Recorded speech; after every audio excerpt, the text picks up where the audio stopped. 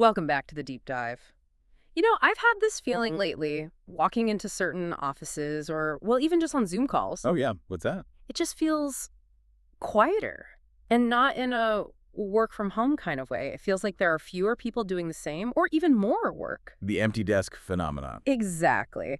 But we usually blame that on a bad quarter, a specific round of layoffs that makes the news. Right. We think of job losses as these big, loud events. A press release goes out, a whole division gets cut. But what if the real change, the big one, is happening much more quietly? And that is exactly what you're unpacking today. We are looking at what I think is one of the most important pieces of workforce research to come out in a long time.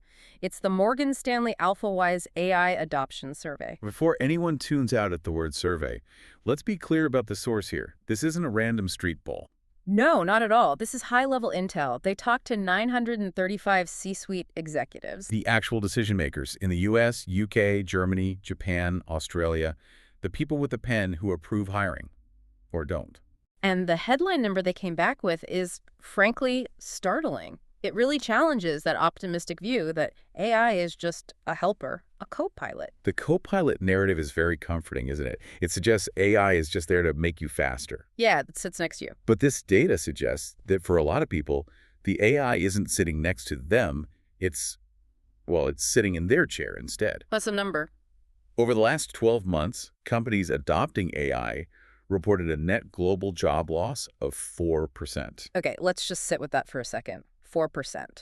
To some people, that might sound like, a rounding error. Why is that number so huge in your world? Because global labor markets just don't move like that. Employment shifts in fractions of a percent. A booming market might grow 1, maybe 2%. So a net decline of 4%. Driven by a single technology is a massive structural change. It's the signal that we've moved from the AI hype phase to the P&L impact phase. The profit and loss phase, where the rubber meets the road. But the thing that really got me in this report is that the minus 4% isn't one number. It's an equation. It's made of 3 different things happening at once. Yes, you have to deconstruct that 4%. It's not just about firing people. Okay, so walk us through the math. How do we get to -4? All right, let's start with the outflows, the job destruction. This comes in 2 flavors. The first is the one everyone thinks of, direct elimination. The pink slip. The pink slip. Yeah. The survey found that 11% of positions were actively eliminated because of AI. 1 in 10 roles just gone. That's already a big deal. It is. But the second number is, I think, the more profound one. 12% of positions were simply not backfilled. The silent cut. I really want to double click on this because I think this is where the tectonic plates are shifting. What does not backfilled look like in an office? Okay, imagine you run a team of 20. Over a year, maybe 2 people leave, 1 retires, 1 gets a job somewhere else. Normally, you'd be fighting with HR to get those jobs posted immediately. Of course, you need the bodies to do the work, otherwise the rest of your team gets burned out. But now you look at your new AI tools, your new software, and you realize, you know what? The 18 people I have left, they can handle it. So you just don't post the jobs. You just don't post the jobs. No one gets fired, no severance, no bad press. But your department has permanently shrunk by 10%. That is chilling. It's attrition turned into a weapon for cost cutting. It is. So you take the 11% eliminated, you add the 12% not backfilled. You're at a gross reduction of about 23%. A quarter of the workforce in these roles is being displaced. But the final number is -4, not -23, so there must be some hiring going on. There is, and that's the offset. Companies hired 18% new people, specifically because of AI. These are your prompt engineers, your AI ethicists, your data scientists. So -11 minus another 12 plus 18 gets you to that net loss of around 4%. That's the equation of displacement. Destruction is just outpacing creation right now. Now, here's where it gets really interesting. We hear global trend, we think it's happening everywhere. But the report shows this massive geographic split. It's like 2 different planets. It's absolutely a tale of 2 economies. You have the United States, and then you have everyone else. So what's the U.S. doing differently? While the global average is at 4% loss, the U.S. actually reported a net gain of 2% in jobs. Wait, a gain. So in America, AI is a net job creator at the moment. According to these executives, yes. American companies are hiring more new roles because of AI than the old roles they are cutting. But why? Is the tech just better in Silicon Valley than it is in London? The tech's the same. It's the corporate psychology that's different. The report talks about dynamism. U.S. companies seem to be using AI to pivot to grow the pie. How so? If AI makes them 20% more efficient, they don't just fire 20% of the staff. They try to do 20% more business. They use the efficiency to launch new products or services. Whereas the rest of the world Is using AI for cost consolidation? I mean, look at the UK. They had the highest net loss of any country, -8%. 8%. That's double the global average. What is going on there? It all comes down to that new hiring number. The UK had the lowest rate of new hiring, just 15%, versus the global average of closer to 19%. So they're not expanding. At all. It's a hunker-down mentality. They're retaining existing staff okay, but they are not taking risks. It's a defensive crouch. Just keep the lights on and save money. Exactly. And you see similar stories elsewhere. Germany's down 4%, Japan down 7%. The U.S. is the only one playing offense. So we have a huge geographic divide. But there's also a massive sector divide. If you work in the auto industry, this report is, well, it's a tough read. Tough read is an understatement. The auto sector saw a 10% net job loss globally. 10%. And if you just look at Europe, the auto sector there saw a 13% loss. Why auto specifically? I mean, we've had robots building cars for decades. It's a convergence of pressures. They're spending billions to switch to EVs. They're facing intense competition. Margins are razor thin. So when a tool comes along that promises to cut costs, not just on the factory floor, but in design, supply chain, admin, they grab it with both hands. So for the auto industry, AI is a hatchet. A survival tool. Now, contrast that with, of all things, real estate management. Right. I saw that. It was the only sector with a net gain, up 1%. Real estate. You don't really think of it as a high-tech industry. No, I think of handshakes and showing apartments. And that's kind of why it's safe for now.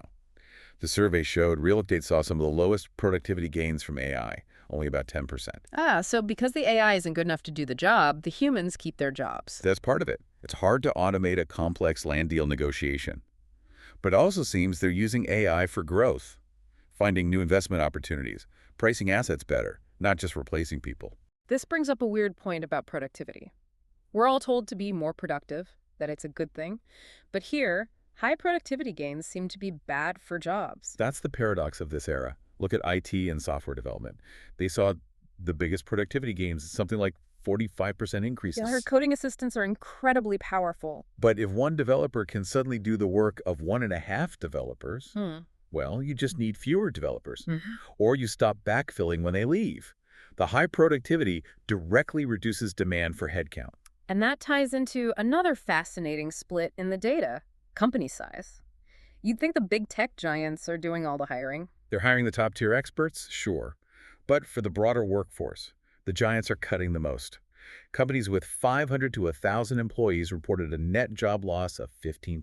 15%, that is a bloodbath. It's a major restructuring. Large public companies are under immense pressure from shareholders to show efficiency gains. So they use AI to slash headcount, boost margins, and the stock price goes up. Exactly. Now compare that to small businesses. The opposite story, I take it. Completely. Companies with fewer than 49 employees. They had a net gain of 4%. The little guys are growing. And they're retaining people at a much higher rate, almost 80%. For small business, AI isn't the replacement. It's a force multiplier. It's the Iron Man suit theory. Precisely. If you're a 10-person marketing agency and AI lets you do the work of 20, you don't fire 5 people. You go get twice as many clients.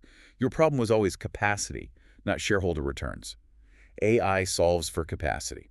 So small companies are punching above their weight and big companies are just slimming down. It suggests future growth is going to come from the bottom up, not the top down. Let's pivot to the human side of this. We've talked sectors and size, but what about the people? Who is actually at risk? The data is really specific here, and it's maybe the most concerning part of the whole report. The group most at risk for those not backfilled roles, it's graduates, entry level. The bottom rung of the ladder is being sawed off. Think about it. What do we hire junior employees to do? Summarize things, write basic reports, clean data, do initial research. All the things that AI is now scarily good at. Exactly. So if the AI can do the junior work, companies stop hiring juniors. But that creates a huge pipeline problem. If you don't hire juniors, where do your senior managers come from in 5 years? You can't just create them out of thin air. It's the broken rung theory. We could be hollowing out the next generation of talent. What about people in the middle, not fresh out of school, not in the C-suite. That's the mid-career group, 2 to 10 years experience. They're in the most volatile spot. Are they getting fired? Some are. But they also, the group being hired the most, and crucially, the group being retrained the most. So they're in the churn. They're in the churn. You have experience, you have domain knowledge. That's valuable. But the way you do your job is changing completely.